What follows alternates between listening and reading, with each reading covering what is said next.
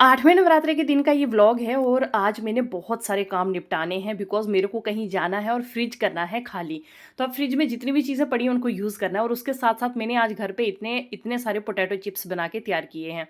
बहुत आसान तरीके से बनाए हैं, इतना ईज़ी है ना इनको बनाना और बच्चों को हम बाहर की गंदगी थोड़ी कम खिलाएँ ना तो वही हमारे लिए भी अच्छा और हमारे बच्चों के लिए भी अच्छा है। तो इसीलिए मैं ट्राई करती रहती हूँ, कुछ-कुछ घर बनाती रहती हूँ। तो आज ना शाम का टाइम था, मैंने सबसे पहले तो किचन क्लीन किया और किचन में जितना भी फालतू सामान पड़ा है सारा पहले मैंने अरेंज किया और फिर उसके बाद मैं अपना फ्रिज खोल के जितनी भी चीज़ें थी सब एक-एक करके बाहर निकाल रही थी।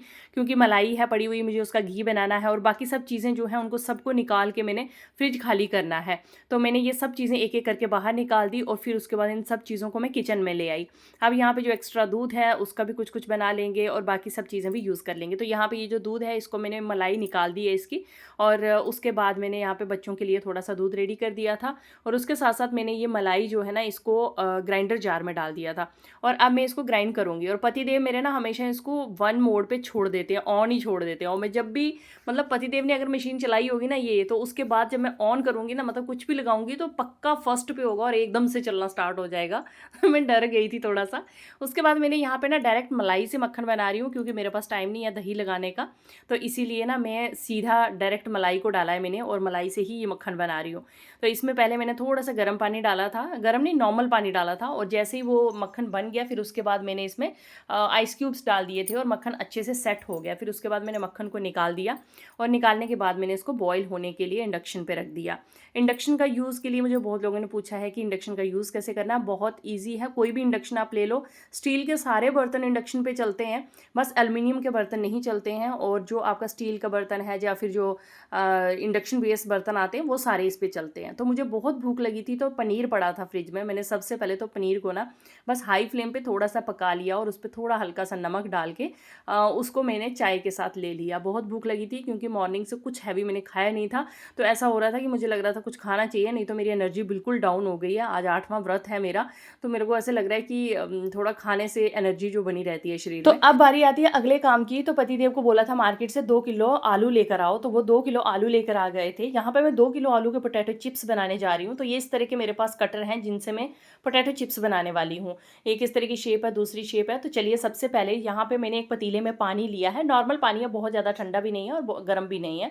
इसके बीच में मैं निकालने लग पड़ी थी, तो जो ये वाली शेप वाला है ना, इससे इस तरह की स्लाइसेस निकल रही थी पतली-पतली वाली, तो मैंने वो भी थोड़ी-सी निकाली और फिर उसके बाद मैंने दूसरा वाला कटर ले लिया जो प्लेन वाला आता है, तो उससे बहुत अच्छे से चिप्स निकलने स्टार्ट हो गए।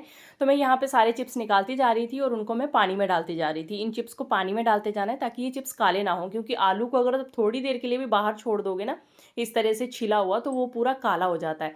तो यहाँ पे ये देखिए इस तरह से मेरे सारे चिप्स निकलते जा रहे हैं और मैं सारे इनको पानी में डालती जा रही हूँ। तो रौनकें लगी हुई हैं हमारे घर में, कुछ फ्रेंड्स भी आए हुए हैं, वो सारे अपने खेल रहे हैं और मेरी बेटियाँ पूरी मेरी हेल्प करती हैं। मतलब एक-एक काम उनको मेरे साथ करना होता है और छोटी वाली तो इतनी एक्साइटेड रहती है कि मैं बता नहीं सकती आपको।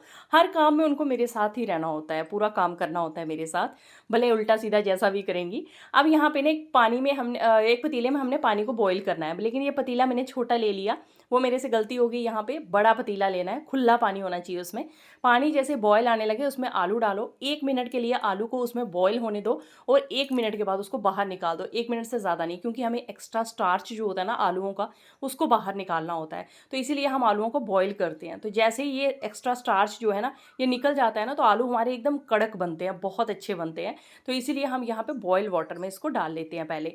तो यहाँ मैं डाल रही थी इसमें से बॉयल वाटर में और अच्छे से चला के फिर उसके बाद इनको निकाल रही थी और निकालने के बाद एक प्लेट में डाल के फिर इनको सुखाने के लिए कहीं भी कपड़े के ऊपर बिछा रही थी मैं, क्योंकि जब भी बॉयल करना है इनको निकाल के बिल्कुल एक कपड़े के ऊपर, कॉटन के कपड़े के ऊपर डालना है और ताकि इनका पानी पूरा सूख जाए।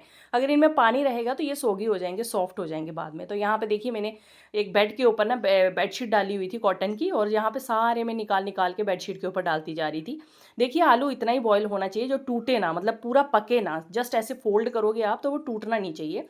और लेकिन मतलब उसको 1 ही मिनट रखना है आपने, बस 1 मिनट टाइम देख के आपने बॉयल कर लेना। तो यहाँ पे मैंने इसको अच्छे से बॉयल करती जा रही हूँ, साथ-साथ मैं सूखने रखती जा रही हूँ और साथ-साथ में इनको पकाती जा रही हूँ, फ्राई करती जा रही हूँ। तो ये फ्राई ऐसे हो रहे हैं, तो हल्का सा कलर जैसे इनका थोड़ा सा येलोइश आता है, तो फिर उसके बाद मैं इनको निकालती जा रही हूँ।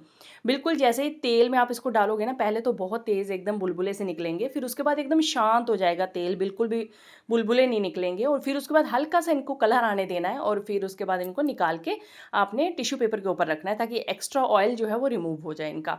तो यहाँ पे मैंने देखिए सारे निकालती जा रही हूँ, इनको टिश्यू पेपर के ऊपर डालती जा रही हूँ, और साथ-साथ में आगे के और डालती जा रही हूँ। तो इस तरह से मेरे यहाँ पे पूरे जो चिप्स हैं ये बन के तैयार हो चुके हैं, और जितना भी स्टार्च निकला है पानी में, आपने देखा कितना स्टार्च निकला है, वो मैंने फेंक दिया है। और अब यहाँ पे सारे चिप्स मैं ना एक एयर टाइट कंटेनर में पैक कर रही हूँ, और ये मैंने कल जो ट्रैवल कर रहे हैं हम उसके लिए भी बनाए हैं, ताकि बच्चे बाहर के पैकेट्स ना खाएँ। बस मेरे लिए मेरा मेन मोटिव रहता है कि बच्चों को कितना भी हो सके हेल्दी खिलाऊँ।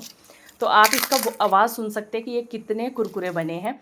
और अब दूसरा काम था, जो मेरा घी बॉईल करने मैंने रखा था, वो अच्छे से बॉईल हो चुका है, और अब मैंने घी को जहाँ पे छान लिया था। सो फाइनली मेरे फ्रिज का कुछ तो बोझ कम हुआ, तो ये डिब्बा मेरा घी का भी तैयार हो गया, उसको भी रख दिया। अब किचन की हालत ऐसी हो चुकी है जिसको साफ़ करने में मुझे काफ़ी टाइम लगने वाला है।